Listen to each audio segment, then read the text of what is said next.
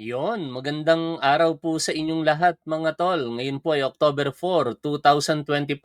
By the way, isingit ko lang ito. Sa October 25, 2025 po ang huling araw ng pagpili ng ating Pangulo sa susunod na Ombudsman. Sana ang maitalaga ng ating Pangulo ay ang ating kasalukuyang Secretary of Justice na si Boying Remulla. Ipanalangin natin yan mga tol na sana siya po ang maging Ombudsman na kapalit po nitong si Ombudsman Martires. Kilala niyo po ba itong katabi ni Chis Escudero dito po sa ating screen? Siya po ay si Attorney Eldridge Marvin Aceron. Siya po ang nag-file ng ethics complaints dito po kay Chis Escudero. Ang ethics committee po ay pinamumunuan ngayon ni Senator JB Ejercito at kanina lamang nagkaroon po tayo ng biglaang interview sa kanya. Kung gusto niyo pong mapanood, nakapin po yung link dyan sa ating chat area. At ako'y naniniwala personally na gaganapan nitong si Senator JB Ejercito ang nararapat. Kung merong mga ebidensya na talagang itong si Escudero ay lumabag sa kanilang mga umiiral na alituntunin at bilang isang senador, malamang sa malamang kasama po ng mga miyembro niyan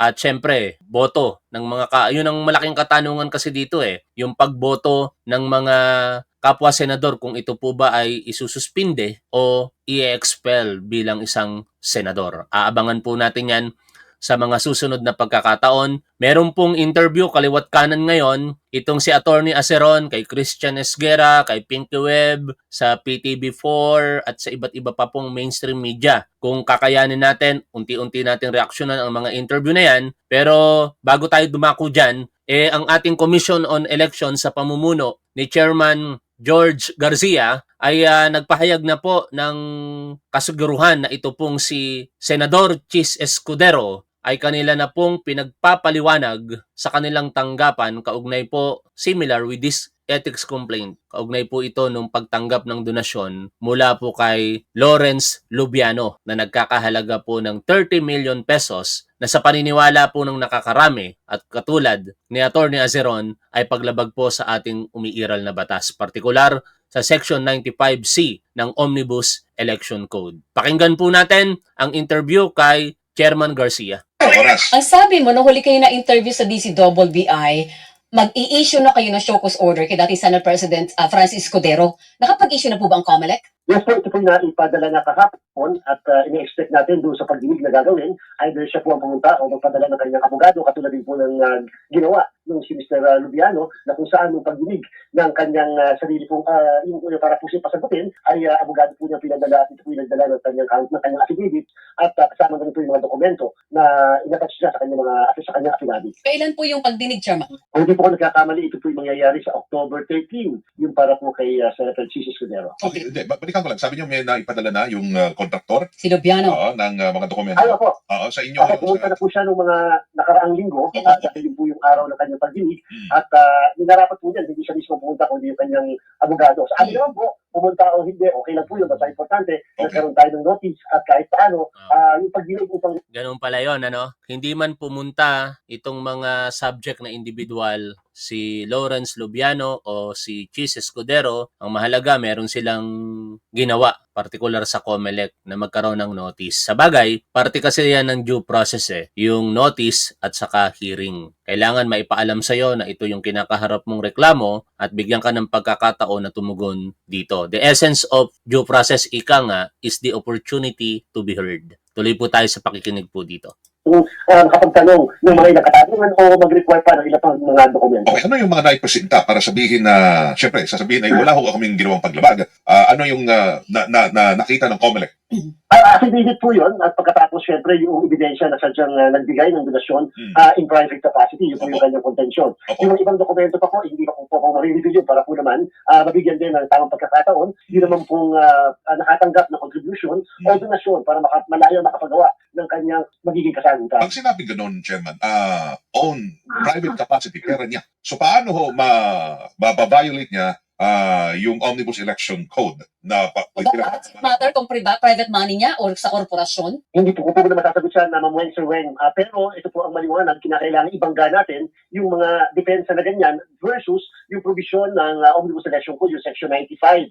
Letter C na nakalagay doon ay, ang nakalagay po kasi doon ay whether yan ay binigay ng mismong juridical or natural person. Mhm. So, ibig sabihin, ang natural person po, tao yun tayo mismo yun. Kapag ka ba natural persons, ay pwede at hindi kasama yung pagbibigay in private capacity. Mhm. Oh, yan At dahil nga po dyan, inaasahan natin na sasagot talaga itong si Chis Escudero at saka si Mr. Lubiano. Pero mukhang ang pinaguhugutan kasi nitong si Attorney Eldridge Marvin Naceron ay yung sirkumstansya na ang donasyon na yan ay hindi naman talaga personal daw na galing kay Lubiano, kung hindi galing sa kumpanya ni Lubiano. In fact, dito po sa verified complaint na ito na inihain ni Attorney Aceron, nakalagay po rito yung mga circumstances na sinasabi niyang merong hindi maipaliwanag na halagang 35 million pesos ang lumabas sa kumpanya at ito ay nag-coincide sa mga panahon na nag-donate siya ng 30 million pesos kay Chis Escudero. And nung mga panahong iyon, bago ang donasyon, nagkakahalaga lamang ng mahigit sa 700 million pesos ang nakukuhang kontrata nitong construction company, Centerways, nitong si Lubiano. Pero after that donation at nang manalo na nga itong si Chis Escudero, hanggang sa kasalukuyan lumobo po ito ng 2.9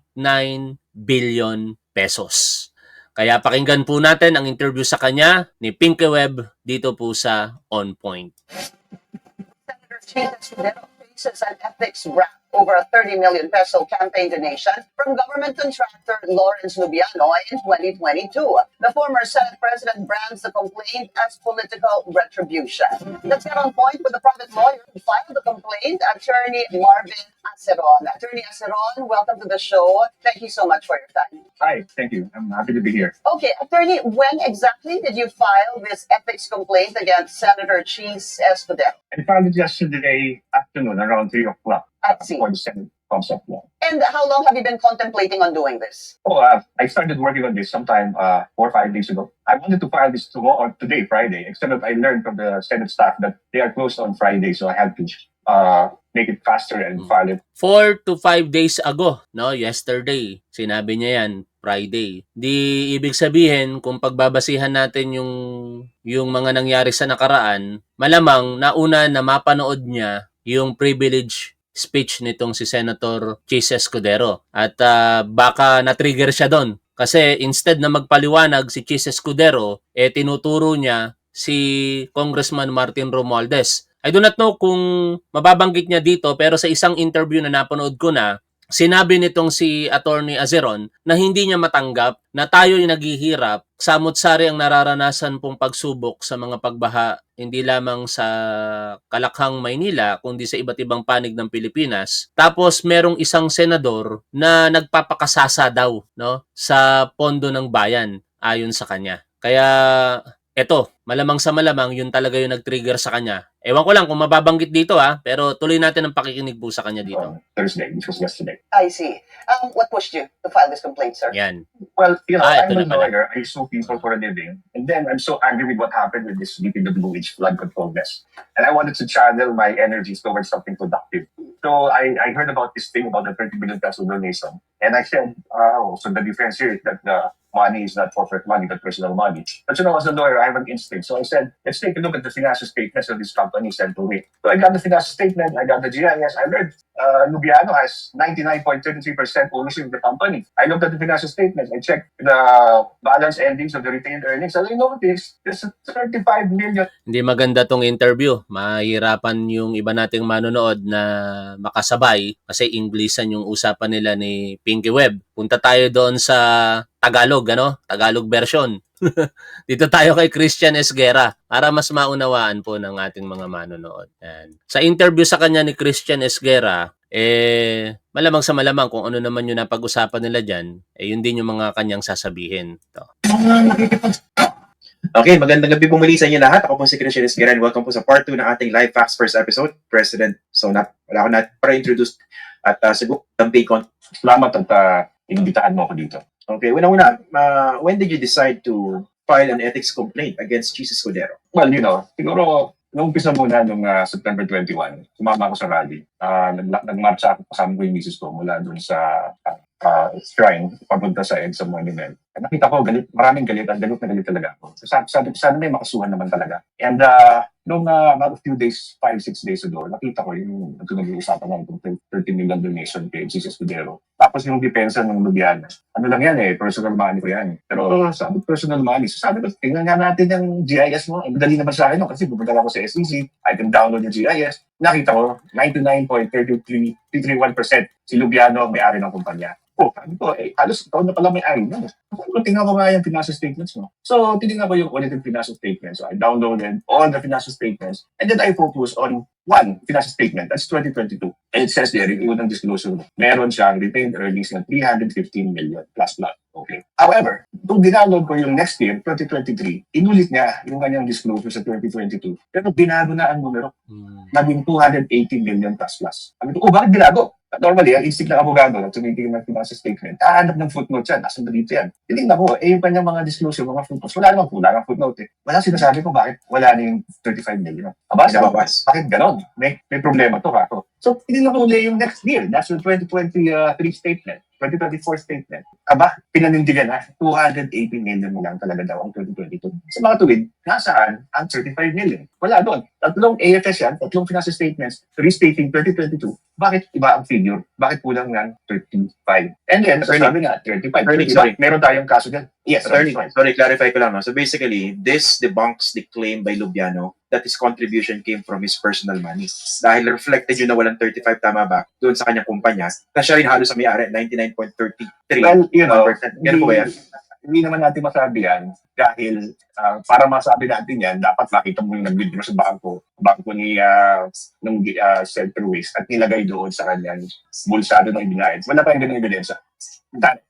Pero ang ebidensya ko ganito. Number 1, nawawala ang 25 million. 2022. Pangalawa, 30 million ang donation in 2022. Pangatlo, ito yung medyo matindi. Pagkatapos ng donasyon na yun, binaha, quote-unquote, ng project itong kumpanyang ito. Dati kasi ang project niya, mga 720 million lang 2021. Pagkatapos ng donasyon, umabot ng 60 billion total ang mga kontrata nitong kumpanyang ito. At higit pa dyan, lahat po yun. Sabong, halos lahat. Bicol Region, District 1, District 2. Bakit ganon? So, it put two and two together. Ang problema ko dyan, talagang hindi pa natin matutulog. But I'm looking at the ethics part. Senador Escudero, batikang senador, 2 terms plus 1 more term. Sanay ka na sa tumakbo sa politika, sanay ka na sa mga donation. Bakit mo naman tinatanggap basta-basta ang ganitong klaseng pera? 30 million para sa kampanya. Hindi mo man lang tinitingnan. It's just a duty of diligence. And everybody, I expect all politicians to have that duty of diligence. You cannot just accept money from people. Isingit natin ito Ito yung mga reklamo niya kay Chis Escudero, no? Yung mga naging basihan. Singit lang natin ito. Conduct unbecoming a member of the Senate, disorderly behavior dahil sa pagtanggap ng 30 million pesos na donasyon, conflict of interest or improper influence in relation to Republic Act 6713 and Senate Code of Conduct, and election law, public policy and prohibited sources dahil nga po sa pagtanggap ng donasyon, at meron pa palang dalawa, integrity of public procurement and corporate compliance, Republic Act 9184, at saka financial opacity, serial restatements, and the alter ego doctrine. Yan po yung mga basihan or grounds ng ethics complaint nito pong si Attorney Azeron kay Senator Chis Escudero. Yes, your friends to get good contacts from the government. That's unbecoming of a senator. You have to save the institution of the Senate. Senator, yung the very fact that he accepted money from a government contractor, yun pala hindi ba bawal na yun? Ang nakalagay sa batas, prohibited donations yan, contributions. A person who has a contact with the government cannot donate to candidate. Bawal talaga yun. At kasi ang excuse niya, hindi naman daw sila may kontrata yung kumpanya niya. Pero pag tinignan mo yung kumpanya at saka siya, paros isa lang sila. So technically, you can look at it one way. Talagang sinubyano lang nasan. Second way, talagang yung kumpanya lang yan. Either way, that money needs to be explained. Where did it come from? Did it come from the missing 25 million which we saw in the FS? Or did it come from somewhere else? That's the big question. That has to be answered. Okay. Kasi technically, dalawang person natin na Lubiano, di ba? Siya bilang Lilinawin lang natin sa pinag-uusapan po natin na issue ngayon dito kay Chis Escudero, particular ito pong complaint ni Attorney Aceron, wala pong pagkakakulong na parusa po rito. Kasi ito po ay sa Senado. Ibig sabihin, dalawa lang naman ang pwede pong maging kaparusahan kay Chis Escudero dito. Either suspension or expulsion, no? Matanggal siya bilang senador. Yung pagkakakulong, separate complaint siguro yon na ngayon tinitingnan ng Commission on Election. Motu proprio nag-imbestiga ang Commission on Election dito at doon, kung mapapatunayan sa COMELEC, maaaring makulong si Chis Escudero ng hindi bababa sa 6 na buwan at hindi lalagpas ng 6 na taon na pagkakakulong. Balik po tayo dito mga tol. Lubiano, tapos yung isa bilang kumpanya.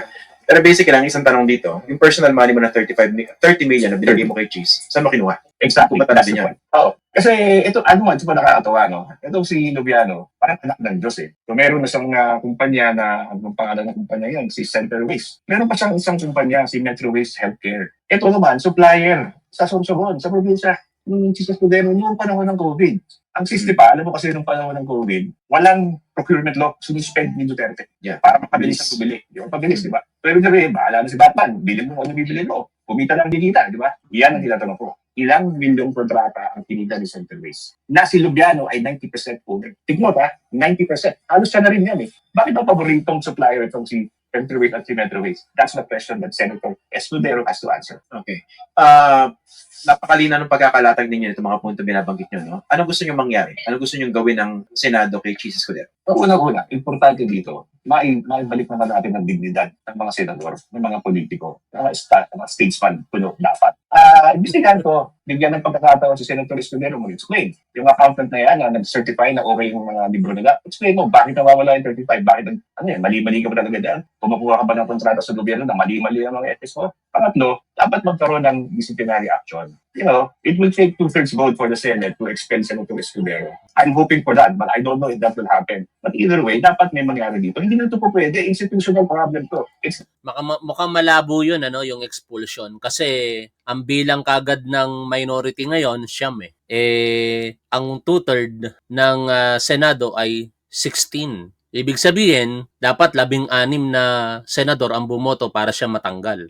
Kung ibabawas na kagad natin yung siyam, di 15 lang. Kaya malabong-malabo talagang mangyari na matatanggal si Chis Escudero. Pero we are hoping na kahit paano, masuspindi man lang. Masuspindi man lang sana. It's not just a problem of the Senate. It's a problem of procurement process. It's a problem of our corporate finance law. And of course, masabi ko nga, yung election finance na yan, isang malaking kahalanan yan. Yung ganyang klase na i-declare mo lang, tapos wala naman nag-audit, wala naman pag-check, wala yan. Dapat yan babuhin na. Hindi tayo pwede ganito. We have to stop being like this. How confident are you na kikilos po rito yung Senado? Kasi ano yan they protect their own, hindi po ba? After mag-speech ni Escudero last, Sana matanong sa kanya rito, ano, na kasi sumagot si Chis Escudero sabi nga ni Chis Escudero sa kanyang post, script daw po ito ni Martin Romualdez, 'di ba? Sana matanong siya, ano bang kaugnayan mo kay Martin Romualdez dahil lumalabas na sa paniniwala ng Chis Escudero, hindi nga siya nagulat. Hindi ko na ito ikinagulat. Ito ang kabayaran sa pagbanggit ko sa pangalan ni Martin Romualdez at sa pagbubunyag sa katotohanan. This is just part of the harassment from his minions. Baka minion si Attorney Aceron, dapat makalarify yon. This isn't about ethics. This is political retribution. This complaint is still part of the script and a desperate smokescreen. I will expose it for the politically motivated sham that it is. Pero meron siyang sagot actually dyan sa isang separate interview. Hindi ko lang alam dito sa programa ni Christian Esguerra kung natanong niya. Kung hindi matatanong, i-play po natin yung interview na yon at makikita nyo talagang galit na galit itong si Attorney Aceron sa mga ganitong gawain. last week, ang daming kumamay sa kanya. So, hindi natin na maiwasang isipin na poprotektahan ito si Chis Escudero. Baka walang mangyari sa complaint niya. Well, you know, meron kami mga abogado, meron kami paboritong kanta, Impossible Dream. Diba? So, kakanta-kanta muna tayo Impossible Dream, but we have 3 senators there. Sa lagay ko naman, maayos mag-isip. And the others can have their lucid moments, can they have their bright moments. You know, sometimes sana maisip nila. Mukhang tinutukoy niya sa tatlo, kakamping yata ito si Attorney Aceron o Dilaw, ano? Parang sina Ontiveros, Kiko Pangilinan, at saka si Bam Aquino. na ang tungkol sa bayan. You know? We don't know. The politics here change all the time. Di ba? Malay natin. Malay na. Ay, naniniwala pa rin ako. Wala namang bobo dyan eh. Kasi nga, 24 people. Wala namang bobo dyan. I mean, all of them think. At itong ginawa ko itong complaint na to, sinigurado ko, lahat ng senador maiintindihan ito in one reading.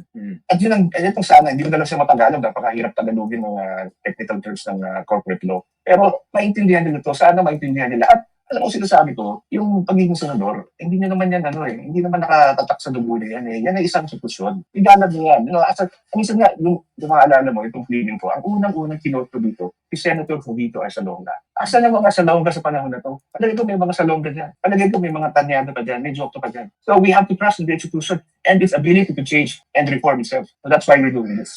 Ano po ba yung proseso sa ethics? Pwede ba upuan lang yan ng komite, hindi pansinin? Well, you know, parang ano yan, impeachment, plenary. They have all the power in the world. However, they're answerable to the people. And I'm very happy that many people have responded to these complaints, which means they actually think I have something here. Because I hope I can gather them. We can make the Senate accountable to this, accountable to us. We'll follow this up. I'll try to post what's going on in this case. This is November 30 March again, sasali kami doon. Sana pag-usapan na makita ng mga senador, hindi nyo pwedeng baliwalain ito. Hindi na, kasi sobra-sobrang nangyari. Hindi, parang nabaat ang pagkatapos bilon-bilon ng. Ayan na naman tayo, ano? Meron na namang rally sa November 30. Pero okay naman yan, pag-exercise naman yan ng ating karapatan. Sabi nga ni Fiscal EJ, kahit merong mga napeperwisyo sa mga rally na yan, mas mataas daw ang karapatan ng pagpapahayag ng Pilipino sa kanilang mga saloobin kaysa sa inconvenience na nararamdaman ng mga apektadong napeperwisyo ng mga rally na yan. Ayan daw po ay isang jurisprudence ng ating Korte Suprema. Pero ang ikinababahala ko dyan, baka gamitin na naman yung pagkakataon na itong mga saboteur, no, yung mga mahilig magsabotahe sa ating gobyerno, i-take opportunity na naman nila yan at maulit na naman yung nangyari last September 21. Wala ba tayong kadala-dala sa sitwasyon? Kaya kung kayo'y sasali dyan, mag-ingat kayo ng lubos. Mahirap matulad doon po sa mga nakakulong na ngayon, mahigit 200 sila, at ang pinakamalungkot doon, 2 pamilya ang nasira. Yung isa, pamilya ng namatayan, menor de edad ang napatay, tapos yung pangalawa, yung pamilya ng isang haligi ng tahanan. Dahil pinoprotektahan niya lamang yung kanyang ari-arian, isang magrerelo, sinugod ng mga kabataan na yon, hindi niya naiwasan sa pagprotekta noon ay kanyang napatay yung minor de edad. 2 pamilya ang nasira dahil po sa pagpapahayag ng saloobin sa gobyerno. Maging mapayapa po sana ang lahat. Wala namang problema sa paglalabas ng ating mga saloobin. Basta tayo po'y sumusunod sa batas. Inubos ng pera ng bayan. Huwag naman ganyan. Diba? Hindi naman pwede na yan. Tapos si tayo dyan. I completely agree with you, Attorney. No? Siguro, one point of disagreement that I have with you, yung sinabi niyo walang bobo sa Senado. Not to be sarcastic, no? I think it's not an issue of people finding it difficult to understand your pleading. It's a matter of whether they would really stand up for what is right. Madaling intindihin, pwede na unawaan nila, pero yung paninindigan ng problema. Oo, umaasa pa rin ako sa kabutihan ng tao eh. Alam mo, lahat naman ng santo naging mga salbahing tao sa Agustin. Lahat yan, hindi naman yan naging santo agad. You know? Lahat ng tao, they go through a moment in their lives. You know, they did bad people, they did very sensitive. And then at one point in their life, God will touch their souls and say, ayoko na, babaguhin ko na yung buhay ko. Magpapakabuti na ako. Gagawin ko na yung tama. Malay natin. Ang tanong, dapat pinalo up ito. Naniniwala ka bang magbabago si Chis Escudero? Diba? Bilog ang mundo. It will happen. Okay, I really admire your optimism, Attorney. No? Pero maiba ako ng konti. Will this be the lone forum kung saan gusto yung panagutin si Chis Escudero? Meron pa kayo ibang balak na puntahan? For instance, disbarment case and other forums. Hindi, alam mo, yung ebidensya kasi, tinawag kong mabuti. Kung ikaw ay abogado, ang pinakamahinang forum kung saan mo ipapile ko yung Senate. Bakit? Baka magkagpipil din eh. Diba? Hindi mo alam eh, di ba? Pero ang ebidensya ko, sapat pa lang para sa isang ethics complaint. Hindi pa to sapat palagay ko para magkaroon ng magandang sakin sa ombudsman or sa Comelec. I don't know kung ano nangyayari doon. Pero sa basa ko, at least I can tell people here, what happened here is unbecoming of a senator of the Republic of the Philippines. Hindi ito ginagawa ng isang senador na hinalal ng bayan. At dapat, ang exemplar natin ng mga senador, alam ito, at isipin nila, mali ito. Mali talaga ito. Hindi ito pwede mangyari ulit. Doon sa kontratang nakuha, di ba, doon sa inyong pleading, binanggit nyo, no? mas lumago yung mga kontrata nitong si Lawrence Lubiano after ng campaign contribution. Okay? Yeah. But hindi man natin kailangan sabihin na direct causality yan, no? Pero there's something there na pwede mong tingnan, hindi po ba? At tulad na binabanggit ko before dito sa aking mga komentaryo, si Cheese kasi nasa position siya, di ba? By the sheer position that he held, he was in a position to influence and perhaps provide favors, di ba? Hindi ko sinasabing necessarily ginawa niya. Pero nandun agad yung conflict of interest, lalo senador siya. Pwede niya pakialaman yung budget, pwede siya magkaroon ng suasion sa takbo ng proseso. Pero dito, meron po ba kayo nakita? Or at least balak tingnan na kahit pa paano nagkaroon ng direct relation, yung donation doon sa pakikialam ni Cheese, perhaps, kaya nagkaroon ng maraming kontrata itong si Lubiano. Mahirap yan no? Pero ano sa maliwanag, yung GAA, may pirma ni Cheese doon as Senate President. Yeah. Yung pirma ngayon, hindi yun basta nakukuha kung hindi pasado sa Senate President ang budget. Yung budget na yan, I presume, matalinong tao yan. Abogado sa something lang dito sa bar. I presume, binasa niya mabuti yan. I presume, binantayan na dyan yung mga kontrata ng mga tao na kailangan ng tulungan. Sige, talo na tayo doon sa isang interview, ano? Talon tayo dito. Salamat dyan kay Christian Esguerra. Ito naman, maikli lang naman to. Inireklamo sa Senate Ethics Panel si dating Senate President Francis Cheese Escudero kaugnay ng 30 million pesos campaign donation mula sa contractor na si Lawrence Lubiano. Sa reklamo ni Attorney Marvin Aceron, conduct unbecoming ang pagtanggap ng donasyon mula sa isang government contractor at nagdudulot ng conflict of interest na labag sa Omnibus Election Code at Republic Act 6713. Humiling siya ng sampina para sa financial records ng Center Waste Construction at testimonya ni Lubiano hinggil sa pinagmulan ng donasyon. Gid ni Escudero, hindi siya tumulong sa kumpanya para makakuha ng flood control projects at tinawag niyang politically motivated harassment ang reklamo. Kaugnay niyan, makakausap natin live via Zoom ang lawyer and publisher na si Attorney Marvin Aceron. Siya ang nagsampa ng ethics complaint laban kay Senator Francis Escudero. Magandang hapon po, Attorney Aceron, and welcome sa Arangkada Balita. Magandang hapon, salamat po. Attorney, ano po ang nagtulak sa inyo para maghain nitong ethics complaint laban kay Senator Cheese Escudero? Alam mo, ako ay isang abogado. Ginagawa ko sa buhay magdemanda ng mga tao. Pagkatapos, nung nabalitaan ko ngayon yung flood control net, ang sama-sama ng loob ko kasi napakahirap mabuhay sa Pilipinas pagkatapos din ang pangyayari. Kaya ang una kong ginawa, pinakinggan ko yung mga balita. Nabalita ko nga itong 30 million donation kay Cheese Escudero. Pagkatapos yung contractor niya, si Center Waste, natakbuhan ng 16 na bilyong kontrata sa source of bonds. So I put two and two together. Bakit yung pamilya dito? No? So ang ginawa ko, itinignan ko yung ebidensya. Humingi ako ng general information sheet na SEC. Pumunta ako sa hiningin ko rin ng audited financial statements. Then nakita akong butas. Ang depensa kasi ni Lubiano, personal money na yan. Pero kapag inaral mo ang financial statements, may malaking butas doon, nawawala ang 35 million pesos ng kumpanya. Kaya sinasabi ko, merong mali dito, dapat dito isang tampahan ng kaso ni Senator Escudero.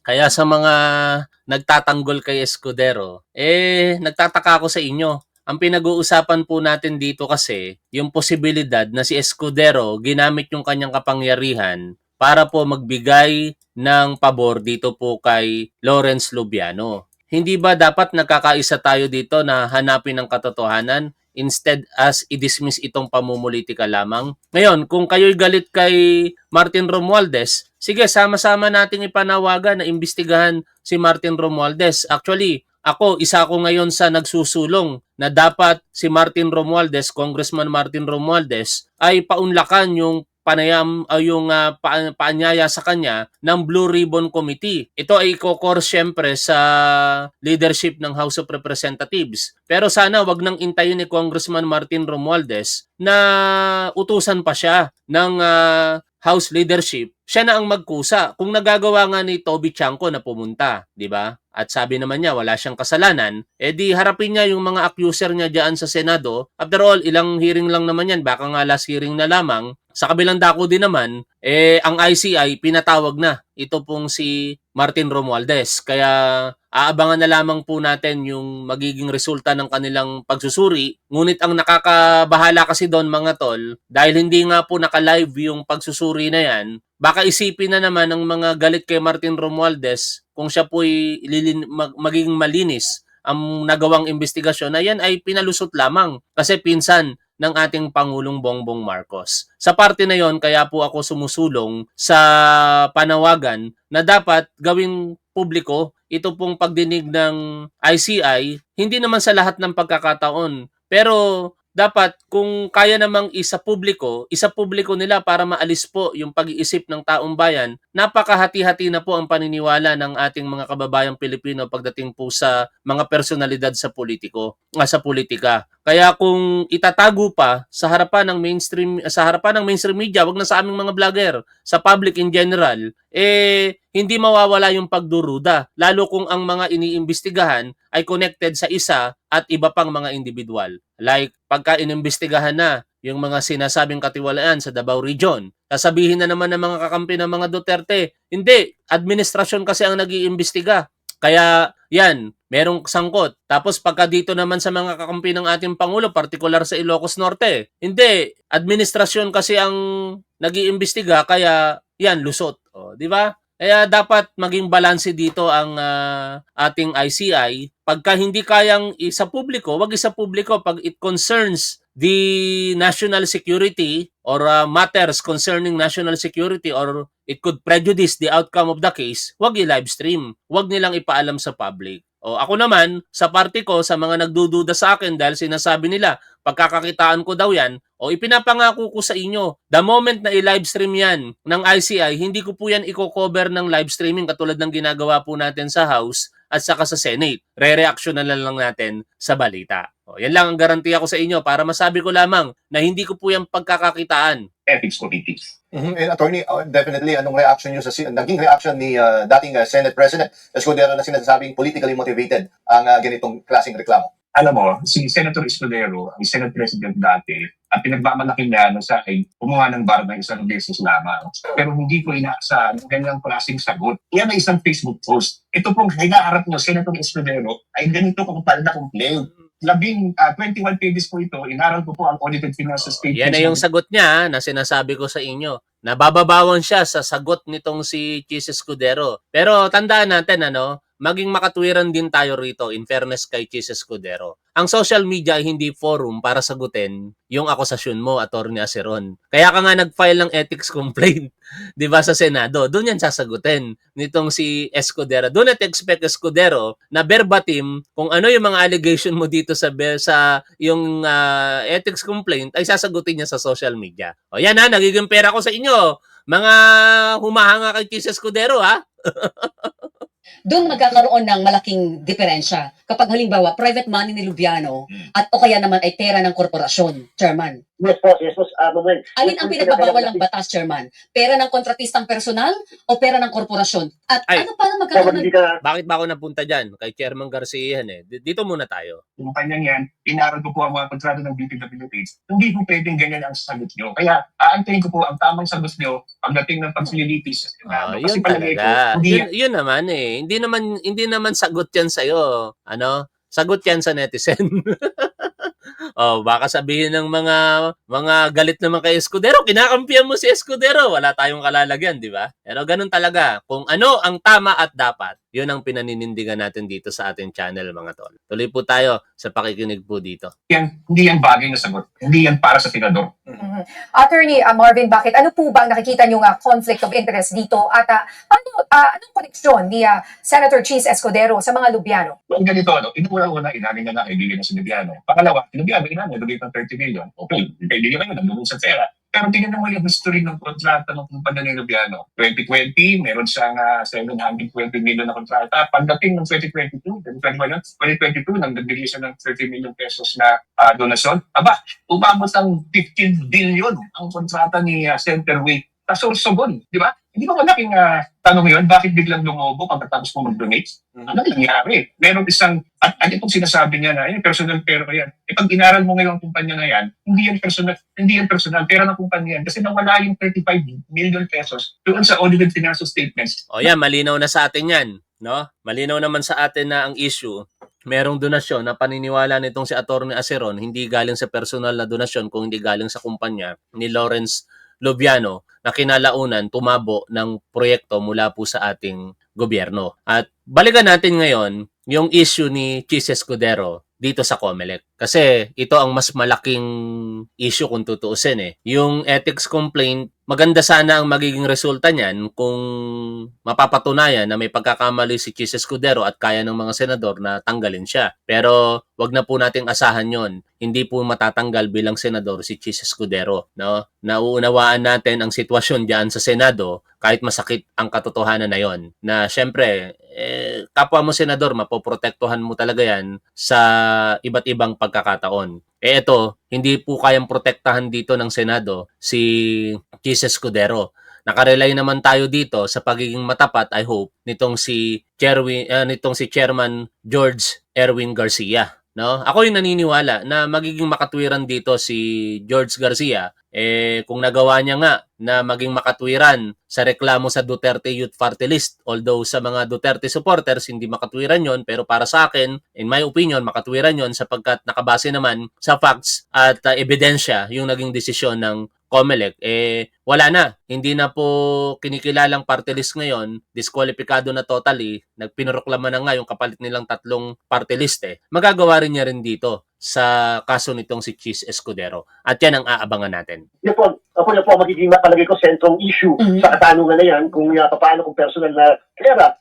Hindi kasi malinaw pa yung Kasi kung siya may-ari ng isang korporasyon, yun ang paano masasabing pera niya yung binigay at hindi sa korporasyon, Chairman? Ako maganda pong alamin yun sapagkat halimbawa po, ito hindi natin sinasuggest. Pero isa sa mga nakita natin, halimbawa yung mismong tao, yung contractor, maaari siyang may-ari o presidente o anumang katungkulan doon sa korporasyon, pero nakapagpakita siya ng ebidensya na yun namang pera ay nanggaling sa kanyang sariling pondo. Halimbawa, Sabi nitong si Joselito Santiago, wag mo po akong tawaging kapatid, hindi po tayo magkapatid. I don't even know your religion, no? Kung sakali bang i-public yung investigasyon, ano ang garantiya mong maniniwala sa investigasyon ng mga DDS? Kahit anong gawin ng gobyerno ay hindi na magbabago ang utak. Hindi ko po masasagot yan kasi ang makakasagot po niyan DDS. Kaya ang tanungin niyo po, DDS, hindi po ako. Privado, may mga bank withdrawals or whatever, siguro pwedeng makita yung bagay na yan. O in the same manner, paano naman kung mismo kinuha yung pera sa kumpanya? Pag kinuha ang pera sa kumpanya, Sir Wen, mukha namang hindi yung tao mismo nagbigay in private capacity, mukha namang galing talaga sa Yung korporasyon. sinasabi niyong personal o talagang Sabi ni Paul Nimeno, wala akong tiwala kay JB Ejercito pagtatanggol niyan si Chis. Ako po may tiwala, personal ko pong nakakausap si Senator JB Ejercito At saka tandaan po natin, chairman si Senator JB Ejercito. Hindi naman po niya kayang ipagtanggol si Chis Escudero sa mangyayaring pagdinig ng Ethics Committee. Siya lamang yung mag-chair doon sa committee. Ito ay binubuo ng ilang miyembro. At ang mga miyembro na yan magre-rekomenda sa plenaryo kung ano ang magiging aksyon ng plenaryo kay Chis Escudero. Overall, wag po nating i-single out si JB Ejercito rito. Yan po ay desisyon ng 23 senators kung sakaling dumating na sa plenaryo ang kanilang rekomendasyon na either isuspinde or i-expelled ito pong si Chis Escudero. Ngayon, wag na tayo masyado mag-focus doon kasi alam naman natin kung ano mangyayari dyan Ang mahalaga lamang namumulat ngayon ang kaisipan ng publiko. Sabi nga ni Atty. Aceron, di ba? Hindi niya inaasahan na mapaparusahan si Chis Escudero. Ang sa kanya lamang mapag-usapan, mamulat ang taong bayan kung ano ang katotohanan. At ito, ginagawa na nga natin na pag-uusapan na natin at ito lang naman ang mga bagong impormasyon na nakalap natin dyan. Dati kasi akala lang natin 30 million pesos ang donasyon, okay na Pero dahil kay Atty. Aceron, lumabas ang anggulo na meron palang 35 million pesos na paggalaw ng pera ng kumpanya sa mga panahon na nag-donate si Lawrence Lubiano. O yun, doon po natin ipasalamat kay Atty. Aceron. Dahil mas tumitibay ngayon sa harapan ng publiko na itong si Escudero, base sa mga ebidensyang inilalatag nitong si Atty. Aceron, ay maaaring meron pong paglabag sa batas o yung tinatawag na conduct unbecoming of a senator. Tuloy po tayo sa pakikinig po dito. yung kunyari, meron siyang pera tapos personal donation talagang inabot niya sa isang kandidato ng personal. Hindi. Sige, tama na yan, At i-address natin yung mga concern ninyo para kahit paano, mabigyan natin ng linaw. Ang mga sinasabi ko po dito ay opinion ko lamang. Kung paniniwalaan nyo, okay lang. Kung hindi naman, okay lang din. Sabi nga nung isang artistang vlogger na ngayon, tama kayo, mali ako. Sabi ni Jigs Busita, Top 1, Ask ko lang, wag niyo na po ako tawaging idol mga tol kasi darating yung punto na meron akong masasabi dito na hindi po kayo mag-a-agree tapos masusumbatan niyo pa ako. Kaya as is, tawagan niyo na lang po akong top 1, wag niyo na po akong tawaging sir, wag niyo po akong tawaging idol. Yan. O kaya tol, much better. Tawagin niyo po akong tol. Tol top 1, o ganon. Sabi ni Jigs Busita, top 1, ask ko lang about sa tinalakay mo kanina kung magtatago o makulong yung dalawang senador na aarestuhin ng ICC, papasahurin pa din ba natin sila sa tax natin? Sana masagot, curious lang po ako. I believe kung magtatago sila, hindi na sila makakapag-function ng trabaho bilang isang senador, no? Kaya tingin ko lang ito, this is my opinion, desisyon ngayon niya ng plenaryo kung ano ang magiging status nila. Kasi magkaiba yung nakakulong ka eh. Yung nakakulong ka, pinipresume na inosente ka at hinaharap mo yung kaso mo. Magpapatuloy yung pagtanggap mo ng sahod doon dahil ikaw ay nagtatrabaho pa rin naman sa kabila ng pagkakakulong mo. Pero iba yung case ng ikaw ay nagtatago. Sa una, maaaring yan ay patuloy na sasahuran katulad nung una nating naging sagot kanina. Pero after contemplation diyan sa issue na yan, buti natanong mo ulit, nililinaw ko na ngayon na tingin ko ito ay magiging aksyon ng Senado depende sa kanilang desisyon nga kung dapat pa bang tumanggap ng sahod ang isang o dalawang nagtatagong senador. Okay? O, si Elizabeth Celis, doon muna tayo sa mga komento ninyo. O, syempre, kinuha niya yung chairmanship, di gawin niyang trabaho, no choice, kundi back to you. Actually, di niya po kinuha. No? I-correct lang po natin, Joby Chiba. Hindi niya po kinuha yan. Itinalaga po sa kanya ni Senate President Tito Soto. Napakinggan naman po natin kanina sa ating interview sa kanya na mahirap nga po yung committee na yan. Pero dahil nga itinalaga na sa kanya, yan ay kanya namang tinanggap. But not necessarily kinuha. Magkaiba po kasi yung kinuha sa tinalaga. Okay, si Alaxki 2016. Ang tagal na ang issue na yan ngayon. Pakumilos para bigyan ng panahon si Cheese Whiz para makahanda ng kanyang depensa ang bagal kumilos ng COMELEC. Basta mga malalaking politiko. Kailan lang po nailabas eh? Ngayong taon lang po ito nailabas. Nung mailabas po ito sa balita, no? Nung unang inilabas ito ng Rappler taon. Pero hindi masyadong napansin. Dahil nga pumutok na, bigyan natin ng leeway ang COMELEC dito mga tol. Ang dami kasing mga trabaho ng mga yan. Hindi naman lahat mamomonitor nila. Pero dahil nga pumutok na yung balita, kaliwat kanan na ang pag-uusap, napansin na ng COMELEC at nung mapansin nila, nagmoto proprio na sila dyan and tingin ko hindi naman po ganun katagal. No, in fairness dito po sa Commission on Election. Okay? Wala na bang ibang concern? Wala na. Kung wala na, di maraming salamat po sa inyong lahat mga tol. Top 1, top 1, maiba naman kasi sahod nasali sa usapan. Curious lang ako kung pinapasahod pa ba si Digong habang siya ay nakakulong. Ay, hindi na po. Hindi po. Hindi nga po siya nakapag-oath eh. Kaya basically, after 6 months, ang magiging mayor na po ng Davao, si Baste Duterte. Acting sa ngayon si Baste Duterte. Okay, wala nang concern. Totoo yan, Flaviana Avila. Mas may tiwala ako kay JB kaysa kay Jinggoy. Ako, wala akong tiwala kay Jinggoy. Binlock nga ako nun, di niya maatim yung mga content natin sa kanya eh. No? Pero kay Senator JB, dahil nga bias ako para sa kanya, nakakausap ko eh. Yun lang naman yun mga tol, nakakausap ko yung tao. Sa totoo lang, pagka pinakita ko sa inyo o kinuwento ko sa inyo yung conversation namin ni Senator JB, baka magulat kayo na si Tapo nakikipagsagutan sa isang senador. Nakikipagsagutan talaga ako. To the point na sinabi ko nga sa kanya, Senator JB, wag ka nang tumawag sa akin, wala akong obligasyon na magpaliwanag sa inyo. Ginanon ko siya. Pero ang maganda doon, nagpakumbaba si Senator JB. At sa huli, humingi ako ng paumanhin kasi naging mataas ang tono ko.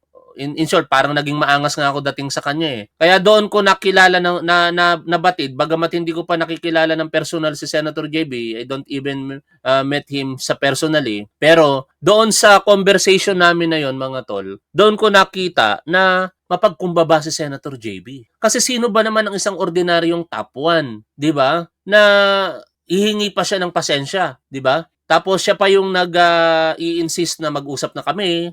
Kanina nga umaga nag-comment siya eh. Kaya bigla tayong naging bisita natin siya. Kasi kahapon sabi ko, okay na ako Senator JB at pasensya ka na kung naging maangas ang dating ko sa inyo at okay na kami. Tapos sabi niya, sige, gawa natin ng paraan na ma-schedule natin yung interview, no? Inano ko pa nga talagang naging brusco dating ko eh. Para pala kayong, akala ko matapang kayong, parang ganun ang dating, matapang kayo sa spontaneous interview eh. Parang ganun ang datingan ko. Talagang medyo I must admit na nag-init ako, no? Na hindi ko na tinignan kung senador tong kausap ko. Feeling ko lang eh, parang katulad ko lang. O, kaya nakakatuwa na meron tayong isang senador ngayon na ganun ang sitwasyon. Hindi mataas ang tingin sa sarili, mapagkumbaba. Kaya naniniwala ako na si Senator JB hindi corrupt, no? Siguro dahil nga nakakausap ko siya, ang masasabi ko lamang sa 24 na senador na ito, bias na ako ngayon kay Senator JB na siya hindi corrupt, no? Marami diyan ang hindi corrupt siguro, pero hindi ko sila nakakausap eh. Hindi ko naman sila kilala. O, sasabihin ng mga tagahangan nila, supporter nila, hindi sila corrupt. Pero kay Senator JB, dahil nga sa observation na nakikita ko sa kanya, sa mga thread ng pag-uusap namin, I could say na maayos siyang tao, no? Parang ordinaryo lang yung palang senador na kausap. Oo, tol. Hindi sa pagmamayabang sa inyo. Siyempre, bawal naman na ipakita yung conversation ng dalawang panig kasi yun ay paglabag sa batas. Pero sa totoo lang, parang nung nag-usap kami ni Senator JB dito, I must admit parang nabastos ko din siya. Kasi senador yung kausap ko eh. Hindi siya katulad ninyo na manonood natin, na nakikipagtalo ako, no? Siya yung nagpakumbaba kaya nahihiya ako sa totoo lang eh. Nahihiya ako. Pero ganun talaga. At least naging mas appropriate yung kanyang asal bilang senador at mas sinangaan ko siya. Shoutout tayo lahat sa inyong lahat mga tol. Maraming salamat. At makita-kita tayo later. Maganda yung naging topic nila sa executive session kanina about sa naalala niyo yung 8 billion pesos na budget insertion sa DILG. Nabanggit doon sa executive sessions kanina. Ang hinala pala, yung 8 billion pesos na yon may connection na naman sa isang kumpanya ni Saldico. Grabe, no? Hanggang dito na lamang. Shoutout po sa inyong lahat. Maraming salamat. Lagi po nating tandaan kung ano po ang tama at dapat, doon po tayo. Keep safe. See you always. Bye for now, mga tol.